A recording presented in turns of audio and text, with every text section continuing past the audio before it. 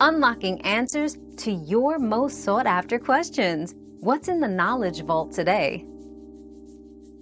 To pair your Bose SoundSport free earbuds, first, ensure they are charged and within range of your device. Open the charging case to make the earbuds enter pairing mode automatically. Then, navigate to the Bluetooth settings on your device and select the Bose earbuds from the list of available devices. If it's your first time pairing, they might automatically appear on your device's Bluetooth list. Follow any additional prompts to complete the pairing process.